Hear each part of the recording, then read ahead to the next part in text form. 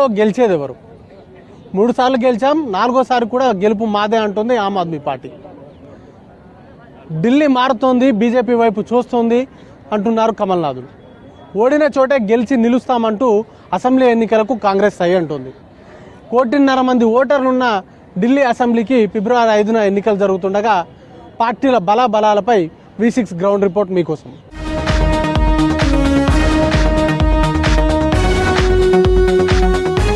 Delhi assembly ఎన్నికల్లో 3 పార్టీల మధ్య ప్రధానమైనటువంటి పోరు. దాంట్లో ఆమ్ ఆద్మీ పార్టీ, బీజేపీ, కాంగ్రెస్ పేరుకు త్రిముఖ పోరు కనిపిస్తున్నప్పటికీ బీజేపీ అలాగే ఆమ్ ఆద్మీ పార్టీల మధ్య ప్రధాన పోరు నడిచేటువంటి అవకాశాలు ఉన్నట్టుగా రాజకీయ వర్గాల్లో చర్చ ఉంది. అయితే అంతకుముందు 15 ఏళ్ల పాటు అప్రతిహాసంగా ఢిల్లీని ఏలినటువంటి కాంగ్రెస్ పార్టీ ఈసారి ఎట్టి పరిస్థితుల్లో కూడా పుంజుకోవాలి, తిరిగి ఢిల్లీని హస్తగతం చేసుకోవాలనేటువంటి లక్ష్యంతో పావులు కలుపుతోంది. ఈ ఎలక్షన్స్ మాత్రం కొంత డిఫరెంట్ సినారియో అయితే రాజకీయ వర్గాల్లో చర్చ ఉంది.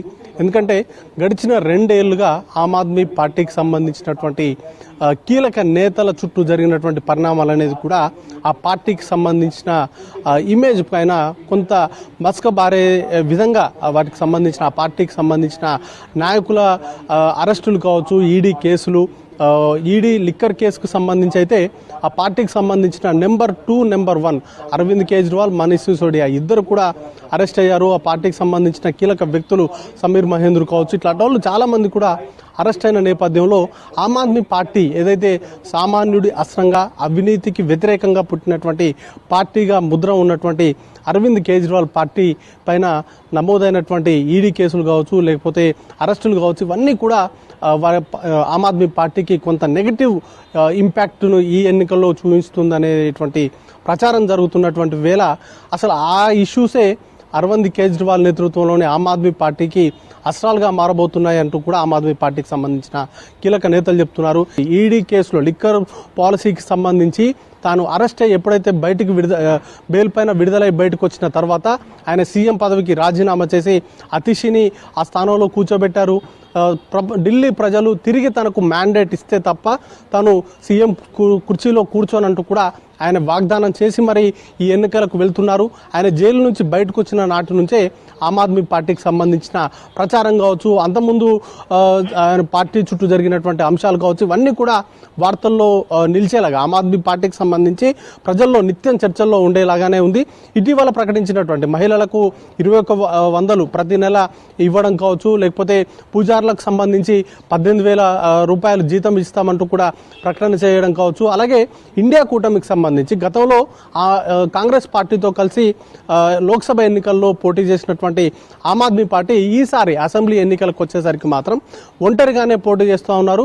దాంతోపాటు ఇండియా కూటమిలో కీలకంగా ఉన్నటువంటి ఎస్పీ, టీఎంసీ లాంటి పార్టీలు కూడా అరవింద్ కేజ్రీవాల్ నేతృత్వంలోని ఆమ్ ఆద్మీ పార్టీకే మద్దతు ప్రకటించడంతో కొంత బూస్టప్ లాగా ఆమ్ ఆద్మీ పార్టీకి సంబంధించిన నేతలైతే ఫీల్ అవుతున్నారు. ఒకవేళ ఆమ్ ఆద్మీ పార్టీ గెలిచినా అరవింద్ కేజ్రీవాల్ ముఖం చూసే గెలిచినట్టు, ఓడిపోయినా అరవింద్ కేజ్రీవాల్ పైన నమోదైనటువంటి ఛార్జెస్ ఆధారంగానే ఆయన పైన ఉన్నటువంటి ఏవైతే అవినీతి ఆరోపణలు ఉన్నాయో వాటిని బేస్ చేసుకునే ఆమ్ ఆద్మీ పార్టీ ఓడిపోయింది అనేటువంటి చర్చ కూడా ఉంటుంది. సో పార్టీకి సంబంధించినటువంటి గెలుపోటములు అన్నీ కూడా అరవింద్ కేజ్రీవాల్ చుట్టూనే ప్రస్తుతానికైతే తిరుగుతూ ఉన్నాయి.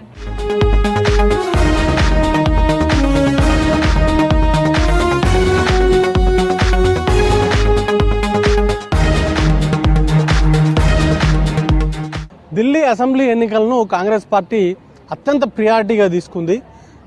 ఓడిపోయిన చోటే తిరిగి గెలవాలి, తిరిగి ఇక్కడ ఢిల్లీని హస్తగతం చేసుకోవాలనే దిశగా కాంగ్రెస్ పార్టీ అడుగులు వేస్తుంది. దానిలో భాగంగానే గతంలో ఎప్పుడూ లేనట్టి విధంగా ఈసారి ఢిల్లీ అసెంబ్లీ ఎన్నికల్లో కాంగ్రెస్ పార్టీ తమ అభ్యర్థులను నోటిఫికేషన్ షెడ్యూల్ కంటే ముందే ఆ పార్టీకి సంబంధించిన అభ్యర్థుల క్యాండిడేట్స్ని అనౌన్స్ చేశారంటేనే ఢిల్లీ పైన ఏ స్థాయిలో ఫోకస్ చేశారో మనం అర్థం చేసుకోవచ్చు.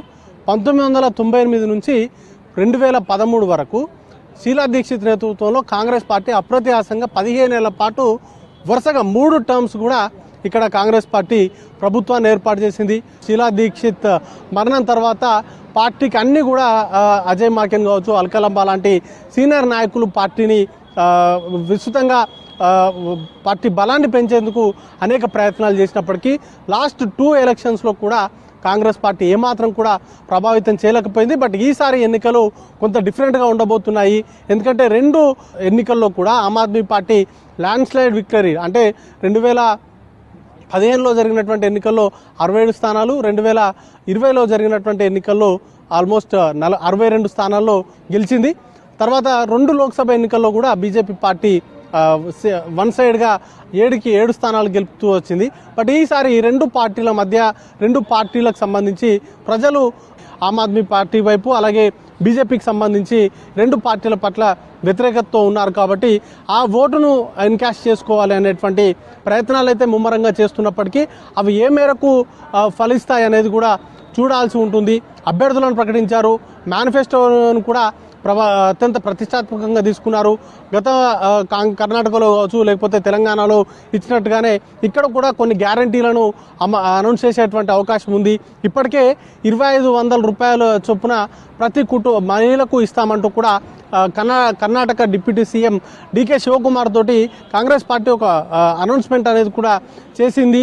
ఖచ్చితంగా రానున్నటువంటి రోజుల్లో ఇంకొన్ని పథకాలకు సంబంధించి కావచ్చు లేకపోతే మేనిఫెస్టోను కూడా అంతే ప్రతిష్టాత్మకంగా తీసుకొని రూపొందించేటువంటి ప్రయత్నాల్లో కాంగ్రెస్ పార్టీ ఉంది. గత 2 ఎన్నికల్లో జరిగినటువంటి పొరపాట్లను పునరావృతం కాకుండా ఈసారి చాలా పకడ్బందీగా నాయకుల మధ్య ఉన్నటువంటి ఏవైతే ఇష్యూస్ ఉన్నాయో వాటన్నిటిని కూడా పక్కన పెట్టి పార్టీ గెలుపు కోసం పనిచేయాలంటూ కూడా ఇప్పటికే కాంగ్రెస్ పార్టీకి సంబంధించిన అగ్రనాయకత్వం అంతా కూడా వారికి సూచనలు చేస్తున్నారు. కాంగ్రెస్ పార్టీకి ఏ మేరకు లబ్ధి చేకూరుతాయి, ఏ మేరకు ఉపయోగపడతాయి అనేది కూడా చూడాల్సి ఉంటుంది.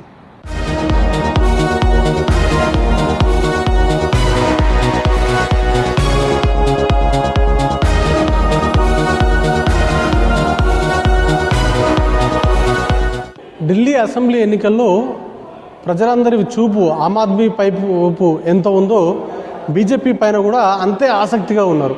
ఈసారి బీజేపీ పర్ఫార్మెన్స్ ఏ విధంగా ఉండబోతుంది అనే దానిపైన ఒకంత ఇంట్రెస్టింగ్ చర్చ అయితే ఉంది.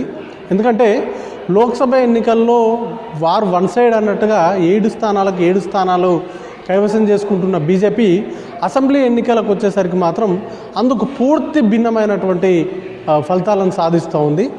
లాస్ట్ 2 ఎలక్షన్స్లో కూడా బీజేపీ చాలా నామమాత్రపు ఫైట్ మాత్రమే ఆమ్ ఆద్మీ పార్టీకి ఇవ్వగలిగింది.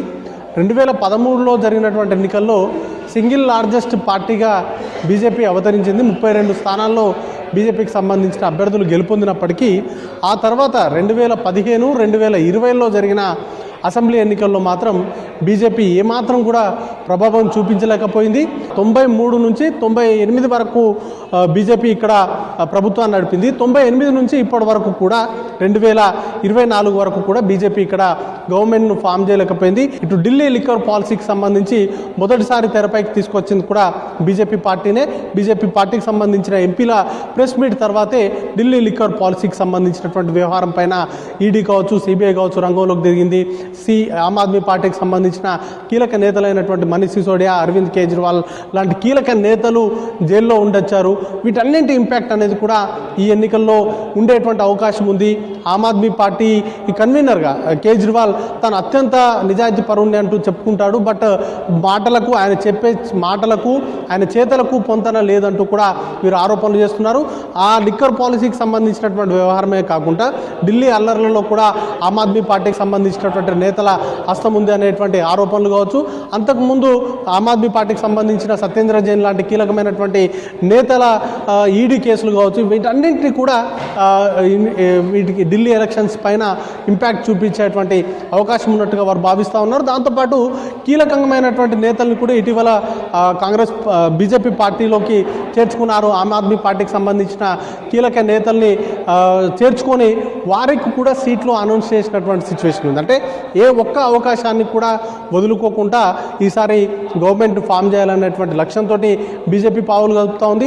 మహల్ని ఒక రాజభవనం లాగా మార్పులు చేశారు. దాంట్లో స్విమ్మింగ్ పూలు లేకపోతే మినీ బారు ఇట్లాంటివన్నీ చేశారు. దాంట్లో కోట్ల రూపాయల ప్రజాధనాన్ని దుర్వినియోగం చేశారనేటువంటి ఆరోపణలను బీజేపీ చేస్తూ ఉంటే వాటిని తిప్పుకొట్టేలాగా ప్రధాని మోడీ వ్యవహరిస్తున్నటువంటి తీరు, ముఖ్యంగా ఆయన ధరిస్తున్నటువంటి బట్టలు కావచ్చు లేకపోతే కళ్ళజోడు కానుంచి షూస్ వరకు ప్రతిదాన్ని కూడా ప్రజల్లోకి అంతే బలంగా తీసుకెళ్తున్నారు. ప్రధాని చేసేది ఏంటి, ప్రధాని ఉంటున్నటువంటి ఇల్లు అయ్యేటువంటి ఖర్చు ఎంత, వీటన్నిటిని కూడా ప్రజల ముందు పెట్టి ఇటు ఆమ్ ఆద్మీ పార్టీ కౌంటర్ అయితే ఇస్తుంది. సో చూడాల్సి ఉంటుంది. రెండు పార్టీలు పరస్పరం ఆరోపణలు చేసుకుంటున్నారు. మార్పు అనేది బీజేపీ తోటే సాధ్యమవుతుంది. ఎందుకంటే సెంట్రల్ గవర్నమెంట్లో బీజేపీ పార్టీ అధికారంలో ఉంది. ఢిల్లీలో కూడా బీజేపీకి అధికారం ఇచ్చినట్లయితే ఖచ్చితంగా కీలకమైనటువంటి మార్పులకు బీజేపీ నాంది పలకబోతుంది. అనేకమైనటువంటి సమస్యలు ఏవైతే ఢిల్లీలో ఉన్నాయో వాటన్నిటిని కూడా సార్ట్అవుట్ చేసే బాధ్యత కేంద్ర ప్రభుత్వం, అలాగే డబుల్ ఇంజన్ సర్కార్ రావాల్సి అనేటువంటి నినాదంతో ఈసారి బీజేపీ అదే ఎన్నికలకు వెళ్తూ ఉంది. సో ఓవరాల్గా చూసుకున్నట్లయితే మూడు పార్టీల మధ్య fight కనిపిస్తున్నప్పటికీ BJP versus Aam Aadmi పార్టీగానే ప్రస్తుతానికైతే రాజకీయ నాయకులు కావచ్చు, రాజకీయ వర్గాల్లో ఇటు రాజకీయ విశ్లేషకులు కూడా ఈ రెండు పార్టీల మధ్య ఫైట్ ఉండేటువంటి అవకాశాలు ఉన్నట్టుగా చెప్తున్నప్పటికీ అనూహ్యంగా కాంగ్రెస్ పార్టీ ఖచ్చితంగా ఈ రెండు పార్టీలకు సంబంధించిన గెలుపోటములను ప్రభావితం చేసే స్థాయికి వస్తుందనేటువంటి ధీమానైతే కాంగ్రెస్ పార్టీ వ్యక్తం చేస్తుంది. వీడియో జర్నలిస్ట్ నాగరాజ్తో మదార్ V6 న్యూస్ న్యూఢిల్లీ నుంచి.